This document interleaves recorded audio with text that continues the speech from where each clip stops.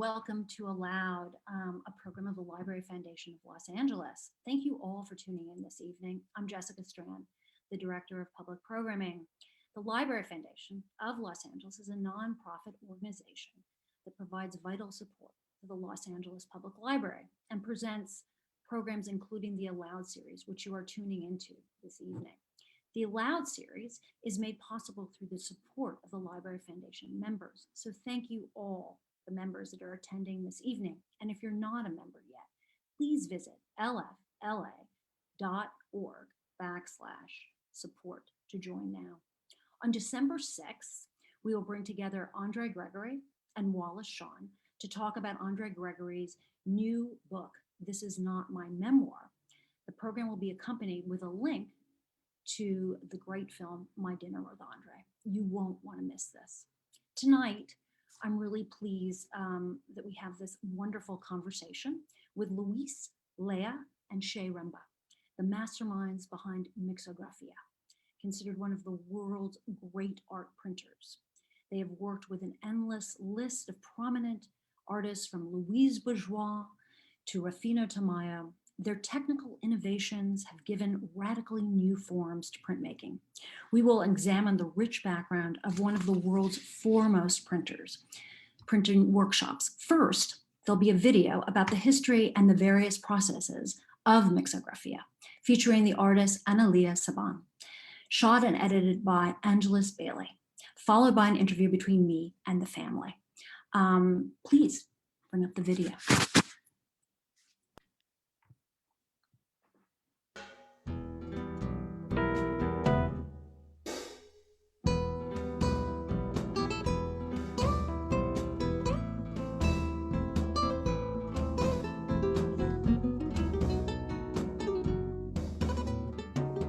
I am Luis Remba. I'm Leah Remba. I am the boss. No, really no. My son is the boss, but we found the Mixografia in Mexico a long time ago, like 51 years ago. Luis's father had a commercial print shop, and we met Pablo Higgins, an American artist that was in Mexico, and he convinced us to open an art printing studio in Mexico. So we start inviting artists to come to the shop. Each time we had better artists. We worked with Leonora Carrington, Gunter Gerso, and it came a time that we approached Rufino Tamayo. And Tamayo, he said, I already did lithographs in Italy, in France, in many countries. I'm not interested. If you can develop a process, de bulto, he said in Spanish, with texture, with relief, I will be very happy to collaborate with you. One day, we came with Tamayo with a wax plate, and we told Tamayo, do one of your man's here. Haga uno de sus monotes aquí, because he used to do this, all these men. And Tamayo was very shocked because he said, I work with a screen, with stone, with this, but with wax. But he took the challenge. Luis went to the studio and they did all what he needed to do. And when he came back with a proof in gray so he can see the texture that he created, he was very surprised, and he hugged Luis and he told him, you are an engineer and artist. And we started collaborating for close to 20 years with him. We expand to Los Angeles. And all this is developed and continue to developing by Shaye, our son. He do his job.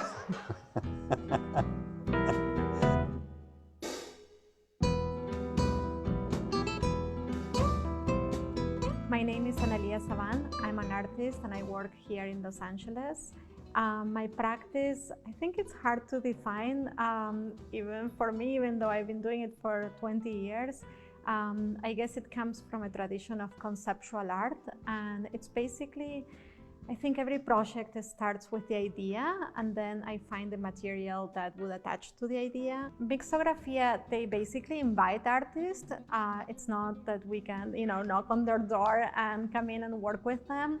We like to work with artists that already have had a certain trajectory, and we need to like what they do.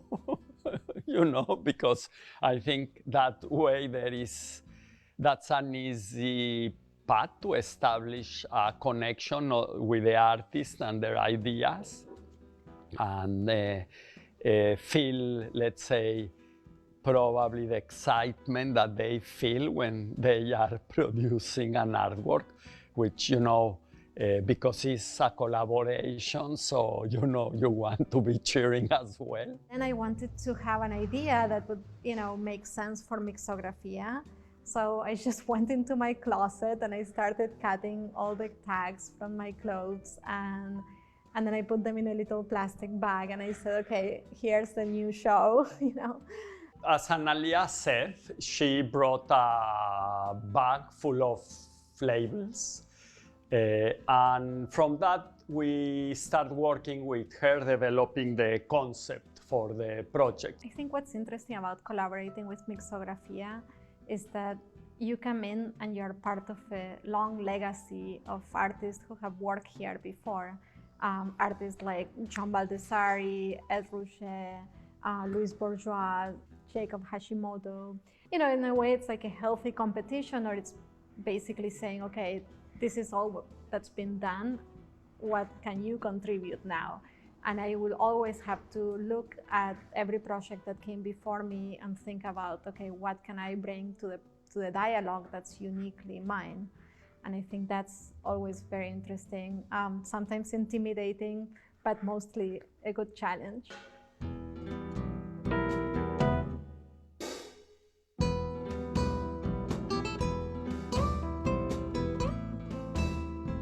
Printing processes, the artists are tied to a certain material. If they want to do a lithograph, they need a stone or an aluminum plate. If it's an engraving, a copper plate. If it's a seal screen, they need a screen. Or if it's a wood cut, they need to work on a piece of wood. Mixografia is a process that the artist can choose any material. They can work with soft materials, with hard materials, cloth, plaster, cement, sand, you name it, whatever. And then we can have like low relief, flat relief, and high relief in one plate. And this is integrated, and the printing plate is so sensitive that we have like the fingerprints from Henry Moore in a plaster, or from Tamayo working with plasticine, or you can see the threads of the Analia Saban or Hashimoto. It's very sensitive, and it reproduces 100% what the artist did. This is the workshop. This is where we print. These are the two presses we have. That section over there is what we call the wet area, and that's where we make the handmade paper. Edgar Barradas, he's inking a plate. This is Jacob Hashimoto, layering all the colors on the surface of the plate. When the plate runs through the press with the paper on top of it and we exert pressure on it, the paper is going to pick up all these inks. Our paper is 100% cotton. The fibers, we mix them with water in order to create the pulp. This is the pulp that we use to make the paper. It's an archival pulp to produce a long-lasting paper. It's much more than working with Mixografia itself. Then Mixografia has to go out and also find resources in order to make the production happen. So they had to go out and find an embroidery company and then find all the different fabrics that could look as if we were like looking at, you know, a small piece of fabric through a microscope, so like with very thick weaving. You see the enlargement, shows a thick weave. Also, this was like cut, so it's not straight, it's round, and the edges are irregular. We used, as she said, embroidery to replicate the physical elements of each image. And you see, the weaving of this fabric is parallel to the weaving of this fabric. And once we had that, they make a mold of that, so they cast it, and it's basically a mold. You can think of it as a cookie sheet, but you know, instead of like cookies, it will come out as a mold of the print. And in that mold, they pour the paper pulp, and then when they take it out, they have the print, which is like a three-dimensional representation of that fabric.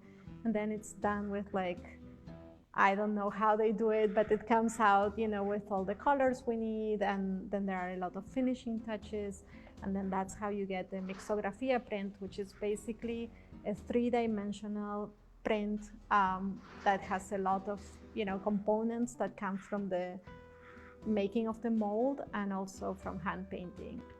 This label has the folds, you know, a fold, and also the color is more like worn, used, you know, and lots of threads coming out, you know, as if it's a really old object. And if you see, you know, it's a print. This is the back of the print. This is paper, you know, the same as this one.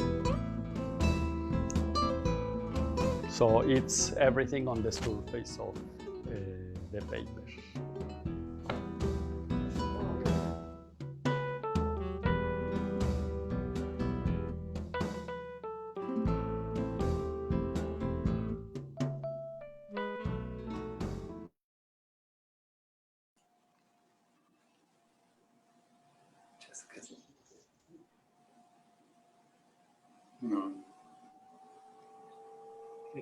Can you hear me? Yep. Okay, good. I want to introduce everybody here. As you see, this is Luis, Leah, and Shay Aremba. They are behind Mixografia. And so I'm gonna just move the interview and ask each of you individually questions and then one larger question. But since we have three, it's easier to sort of lead to guide, right? So I'm gonna start out just asking Shay, just about, since this is about collaboration between printers and artists, and what the possibilities, you know, of the process open up for both the artist and the workshop. When Analia handed you that bag of, you know, of labels and said, "This is my show," and you thought to yourself, what ran through your mind? Oh, how do we begin here? What did you think? Oh my God. But before I answer, I want to thank and acknowledge the Library Foundation of Los Angeles, and especially you, Jessica Strand, Miranda King, Jorge Martinez, Kelsey McRae, and Angeles Bailey, which because of you, we are collaborating on this event. So talking about collaboration, you know, when we are used to, we've worked with many artists. So for us, it's always very interesting to see how an artist is going to interpret our technique. And by that, it's not like an literal interpretation, it's more what are they going to do with it? You know, what concept are they going to use to produce a print on handmade paper? So this is the first thing. We are always curious. The Mixografia, I would say, is rooted in the traditional printing techniques. You know, we come from a long tradition established, 2000 years ago of printmaking, and there have been technological innovations. So, we, as in the video states, Luis, my father, invented this technique, and this is a new approach. So it's not, let's say, in the books yet, but the important thing is that opens a lot of opportunities for the artist in the sense of using materials which is not traditional in printmaking. So for us, each project is a new surprise, a new challenge, and we are always building up on what we've done in the past. Sometimes it can be like something simpler, but sometimes we had to dig deeper and find more innovative solutions.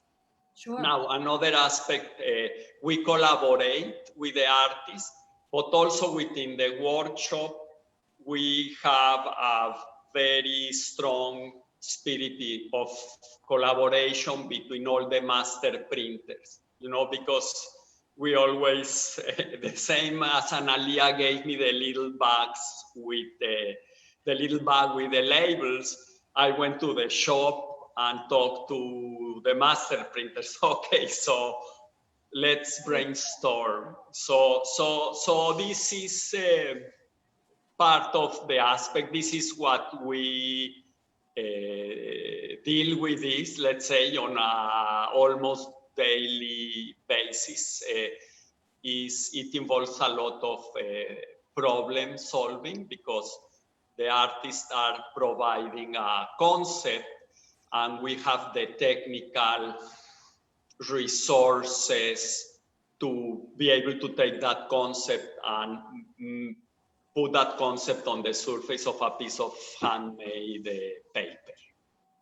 I don't know if I answered your question. No, absolutely, because each project is so different. And then it's taking the master printers, you go to them, with the innovation. I mean, you were an engineer, your father, Luis, I just want to pivot to Luis to just talk about this. It was a new technique that made all this innovation possible with artists and these collaborations where you could do such unusual three-dimensional work. So I wanted to ask Luis, when you were working on this technique, was it because you wanted to work with Tamayo, or were you already working on this iteration to change art printing? The Mixografia process was developed because the artist Rufino Tamayo challenged me to do so. In order to be accepted by the art community, the process needs to fulfill the characteristics and specifications for what is an original print. One of the specifications states that the artist needs to conceive and develop the project specifically for this purpose. It does not to be a copy of a painting or a sculpture.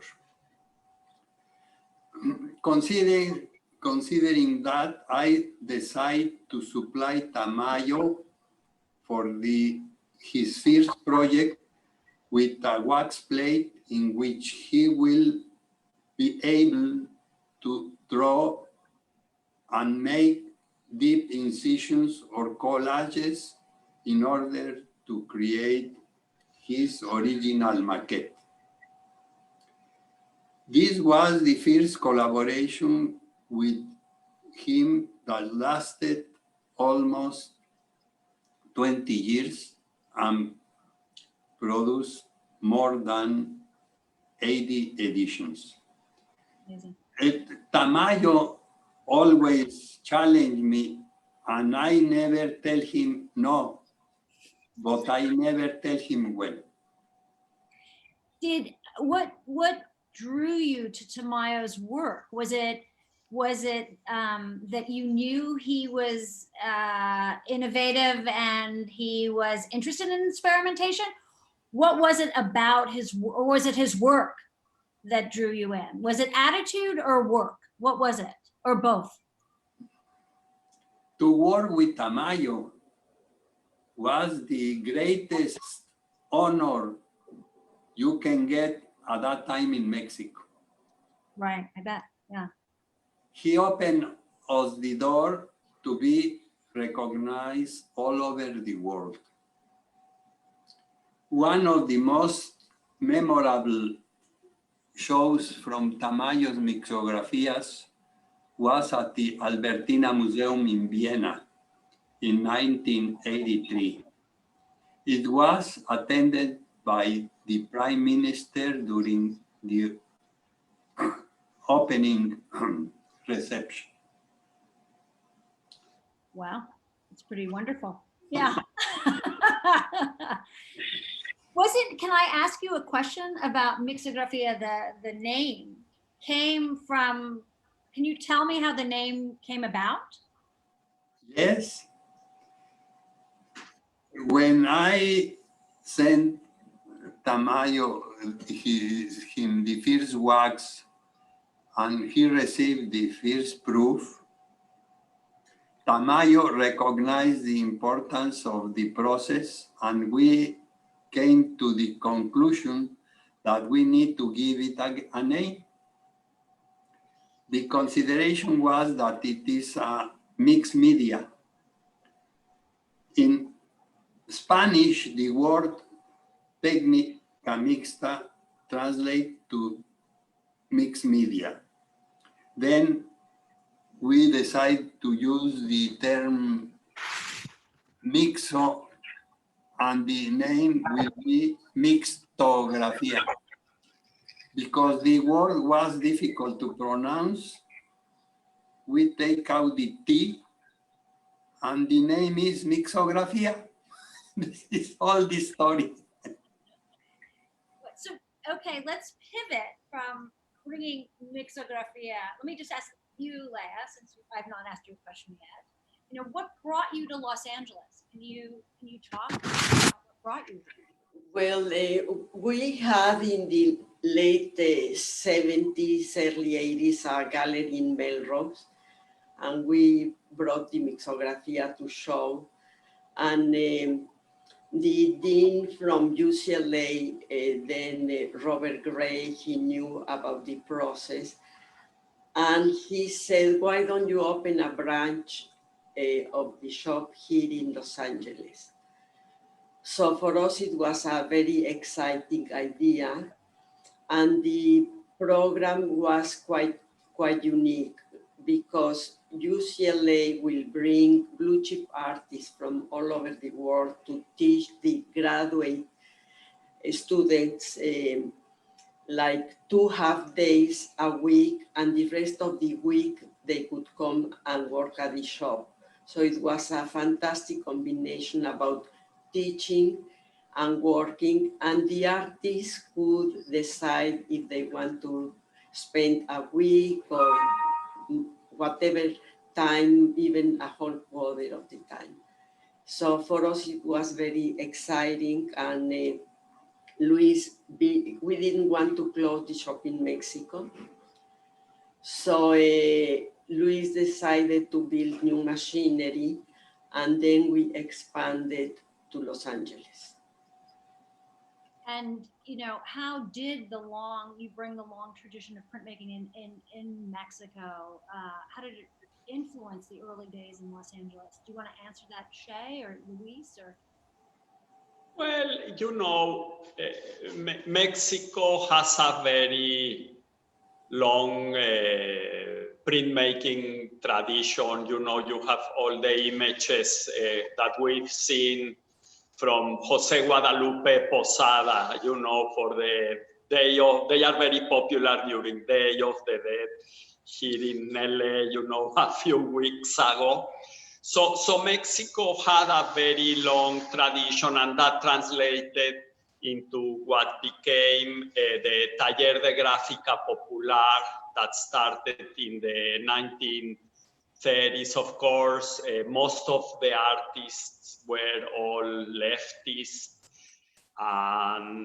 but produced a very interesting body of work, which influenced a lot of artists, including American artists that went to work to Mexico. And, then you had the Second World War. And still, there was this wanting to do printmaking. So basically, what happened in the early days of Mixografia, which at that time wasn't called Mixografia, it was called Taller de Gráfica Mexicana. It had its root on those artists, that the Taller de Gráfica Popular, because of many reasons, it stopped being what it was, but there was still the interest of many artists to keep printmaking, and that's what really started, let's say, the litho shop in Mexico that later became Mixografia. So, there has been this route, and in LA also, it has later on Tamarind, Gemini, you have, it became established a long tradition of printmaking. So for us, we came with what our ideas, our culture, let's say, what we knew how to do, and we tried to create a body of work here. And once we established ourselves, a lot of things changed. The artists had different ideas because, it's different, the art, especially at that time. Now things are much more global. But at that time, it was a big difference to work with, for us, were the new American artists that we were meeting and what we used to do. So always, I think that's for us was a great thing, and we now we are more Angelenos than Mexican, from Mexico City, but of course. Wondering what the influences are on each other, what you feel, what those influences, the Mexican influence and the Angelino influence, since you felt both, what are they, and what are they on your work here? I mean, you've become, as you're saying, more Angelino, more. I think that's a very interesting question, because I don't think we live at one level. We all are like onions that you can peel. Okay, so all these cultural influences can express themselves in different ways. From food, what you like, the music that you listen. That those things might not be expressed on my work, but maybe in the way we may think, But let's say if we talk about Mixografia, I think the Mexican culture has very deep roots, starting with the Mesoamerican, the Indian cultures that still permeate to this day on what happens on the street in Mexico. And just by being there, you breathe it, Sure. There are, we see a lot of crafts, so that crafts reflect in craftsmanship, in how you work, how you can approach building something. Sure. So these are things that, reflect in how you could approach work. Exactly. So also culturally, if you had an experience if you had, let's say, experiences in different countries, you can read things in different ways. So in my personal experience, all this cultural experience enrich the way you can see an artist about seeing, let's say. Yeah. Here's a question to all For of whom? you. All of you. It's a question to all of you because I'm wondering, how do you decide what artists you want to pursue? Is it a group decision? Do you sit down and sort of say, God, this is somebody right now that I think we should consider? And I want to know if you all sort of, do you feel like you have the same aesthetic, or do you have, is it hard to sort of go, let's go this direction? How is it? I think we sit down, we always have a list of artists. Artists are very difficult to get because every museum, every art critic, every gallery, every publisher is after like the same artist. So it's very difficult to get them. So we always sit down, we have a list, and we see what they do, and we see if their work blends to the Mixografia, depending on the color or the textures or the design, their creativity. And we at least we always agree, so that's good. We have yeah. That's wonderful. Yeah, we try to work as in consensus, and is everybody, we try to be more or less on the same boat, and the consideration of, we try to think about possibilities, and sometimes we see because Mixografia, we can say that is very flexible in many regards, but there are many things that can't do as well. So we prefer to get into projects where we feel we can do something than the ones that we will be really struggling too much, or where we see that it would be very or almost impossible, because of the aesthetics of certain artists. But still, we love to be pushed to the limit. I mean, I sort of look at what you do, and I think, wow. I mean, that you're working with artists. It's like some of these artists, it's very difficult. I mean, what you're able to create is astounding. So anyway, Thank you. It's true. I mean, you look at the work and it's really, it's sensational. So here I'm going to get into some sort of anecdotes because I'm curious. You've worked with a lot of amazing artists, and I was thinking that that Leah, you can maybe begin with some of anecdotes about a famous artist that you've worked with and what drew you to their work. I know that you have an interesting story that you can tell us. I know there's one about Helen Frankenthaler that's sort of fun and interesting that I think the public would be amused by. Well, Helen Frankenthaler came in 1986 because that December opened MoCA, and she was part of the artists that exhibit in the show Individuals. And at the same time also opens the Anderson building at LACMA.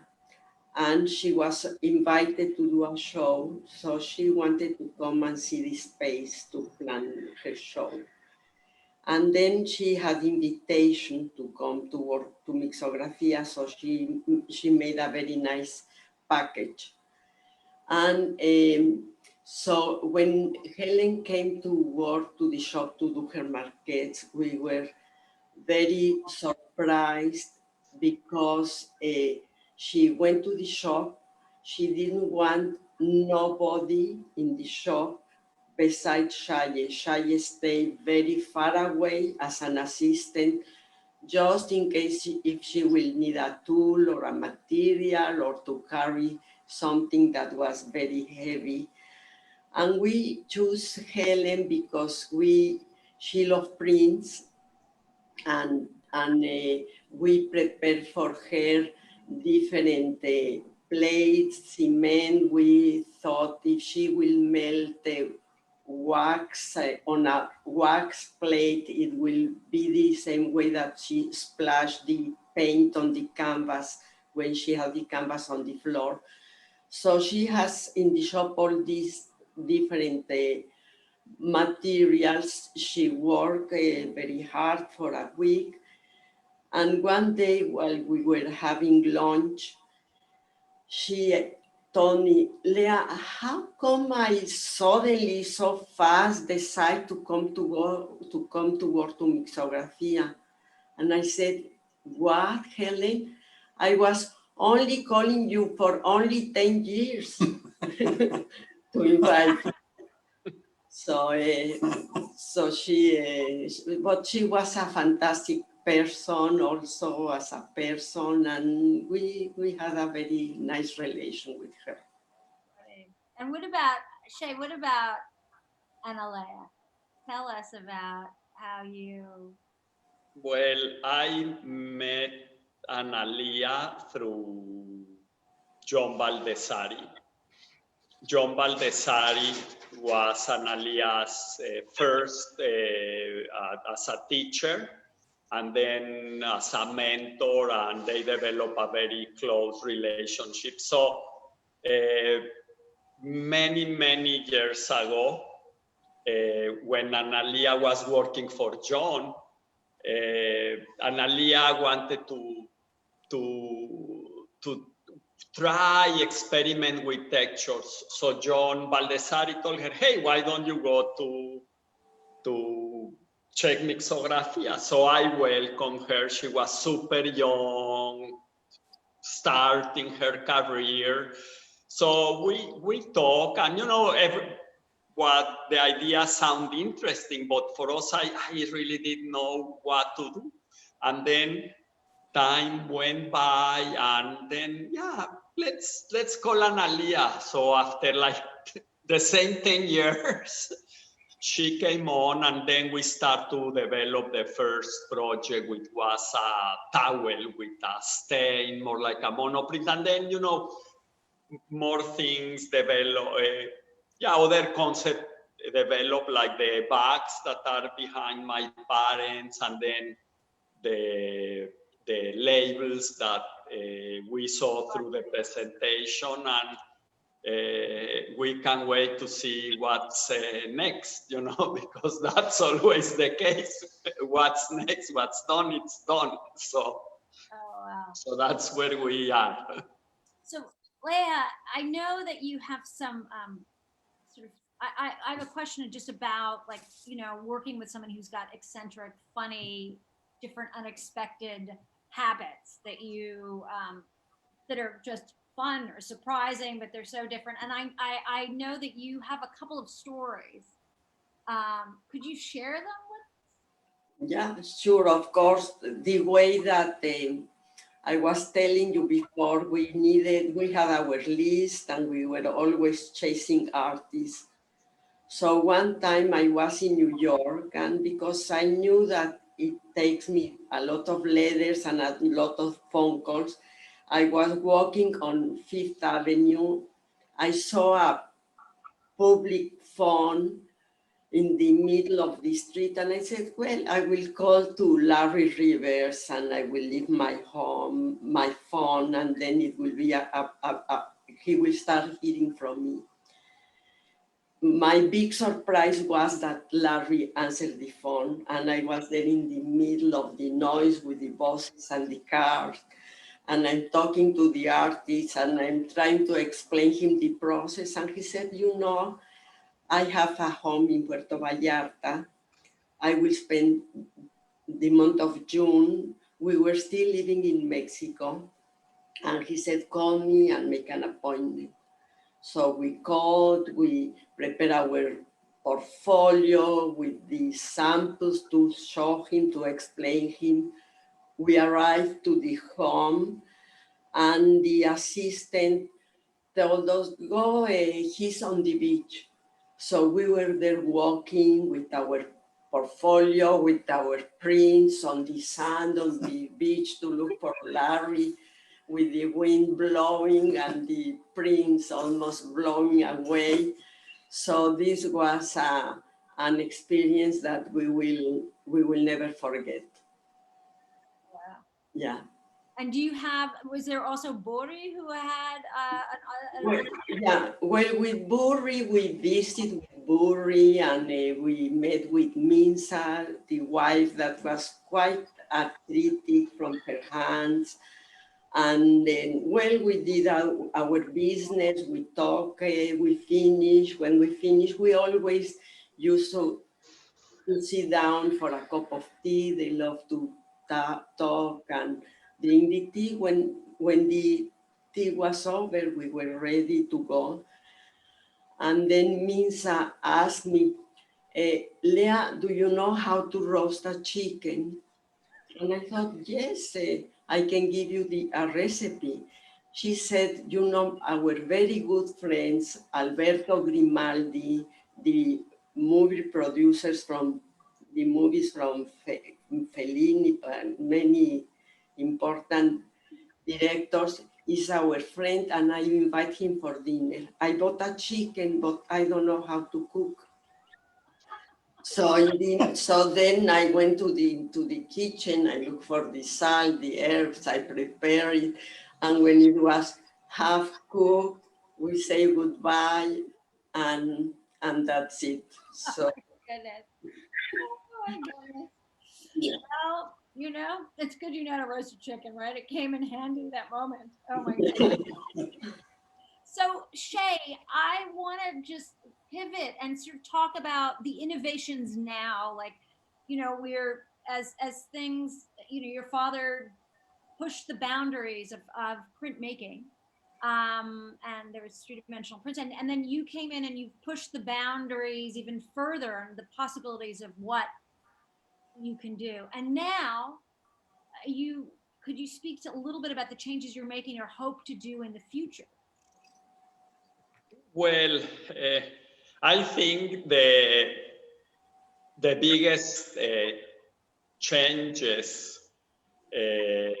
from the, let's call it the production point of view, you know, happen early on. In my case, I developed all the paper making technology, and I also develop, well, or modify the presses, you know, to be more efficient and to be able to achieve better quality. There are, you know, I think nowadays what, and I think also in our lives, the computer there is still a lot of room to go. So we've been doing the latest projects. We have incorporated more prints, produced by computer technology, and we've been able to incorporate that with what I would say is a more traditional way of printmaking done by hand. So lately, that's what we've mixed, those two things together. So, and that relates to what I stated in the beginning, what the artists bring to the table, conceptually, what are their needs. So because of that, we've explored that, the artists are also exploring these things. So they want to explore that with Mixografia. So, and there are many other things that... So as the project comes, you'll... Yeah, basically that's what drives where we go. Absolutely. So I, that's what drives a lot of experimentation, each time, and we've developed other process for different things. And the idea is to always be able to have a better representation of the artist concept, which is the print. Like with Analia, the labels, it looks very simple, it's fabric. But how do you fix that so we can make the printing plate? It's a very simple question, but it took us a while to figure it out. And that's what also keeps interesting for us. It's the challenge. So, okay, what's next? So that drives us into new realms, and something that might look simple now or small, maybe later on will be maybe the whole way of solving a print. Exactly. Yeah. No, I mean, it's constant innovation and constant pushing of the boundaries of what's possible and sort of figuring it out. I'm going to ask you a silly question, but it was fun when I sort of asked you guys when we were all talking. I'm going to throw out the name of 5 great artists, and then I'm going to just ask you a word that that comes to mind about them. And whoever speaks first, go for it. So Ed Ruscha. Humor. Humor. Yeah. What about John Balthazari? Well, he's I would say in some respects, a contrarian. Contrarian. What about Henry Moore? Well, Chichen Itza. Chacmol. Chacmol. What about Alberto Bori? Texture. Texture, yeah. Tactile. And Helen Frankenthaler? I would say very sensual. Sensual, yeah. Sensual? Yeah. Who are the artists that, I know there's many because we've discussed, but I mean, who can you name like 5 artists that you really feel capture the essence of Los Angeles right now? Well, I think there are a lot of artists, living in LA influences you, but I think Alex Israel, with whom we collaborate, his work is about LA. Ed Ruscha, of course, landscape, what happens in LA. You have Mark Bradford, that also all his materials come from the street. The walls, yeah. Pardon me? Yeah, from the walls, from the street, The walls from the street. Yeah, and you have, I think, photography. We may think Cathy Opie, has done portraits and also some landscapes. Yeah, so there are, we can go on. Yeah, on and on. I'm gonna Henry Taylor, his portraits, so I don't know. It's like there's so many. I know. It's you. I just wanted to get a sense of how you felt, and I know there are many. We could list them. Since this is a library foundation program, I'd really like to discuss the printing press and how it made it possible to sort of disseminate information, literature, art to the public.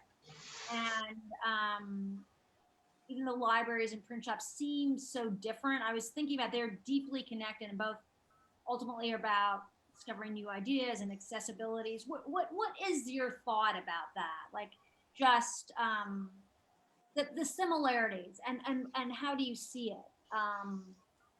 And this is to all of you, whoever would like to answer or add to whatever, Leah, Luis, Shay. Well, if you want, I will take the lead. But, the library is, the way I see it, is a repository of ideas, is the ideas in the printed world. I think the museums are a repository of the, I will say visual arts, but can be more than that. Now it's a much wider and encompassing term. So, and the library, the books are printed. And we are involved in printmaking. So we are also, ultimately, we are printing an idea. And unlike the, let's say, painting or sculpture, printmaking has the possibility of producing the same idea in several times. So you have issues of accessibility, which also is the mission of the library. It's not just a repository, you need to share. So printmaking, I think, for the visual arts allows that. So, these are some of the connections, but everything goes back to printmaking, which was invented 2,000 years ago, the same as the paper making by the Chinese. And everything is, it started maybe not visual ideas, maybe religious ideas, but they wanted to we've used printmaking as a way to spread messages of different kinds. And with development now, it's much wider, and visual ideas and word ideas, knowledge. I think also that allowed the Los Angeles Public Library Foundation with their program to bring together poets and writers and artists to lecture and to talk it's like in a more smaller way, is educating a lot of people. Is in the gallery, you make an opening, you invite people to come and see the art, and you with your programs, you invite the people to learn about culture, about art, and everything. And I think this is a fantastic work that you are doing. It's a big contribution to Los Angeles. Oh, well, that's fine. Thank you. That's so kind. I feel we are all adding to the cultural life of Los Angeles. Thank you all so much. So I'm going to end this on this beautiful note of just and thank you and for this lovely conversation and to learn more about you. I also want to thank Angeles Bailey for shooting and editing this beautiful video that he made for Mixografia, and Analia Saban for participating, and for Milo Smolin for helping to coordinate and assist with this project, and to all of those members that are joining us this evening, or those for the first time, thank you. If you would like to see more programs like this one, or would you like to further support the Library Foundation of Los Angeles, please consider becoming a member at lfla.org/support. Thank you all. Thank you. I am so lucky and fortunate to have had this time with you all. And thank you all out there, and have a lovely evening. Thank you. Thank you. Thank you. Thank you for your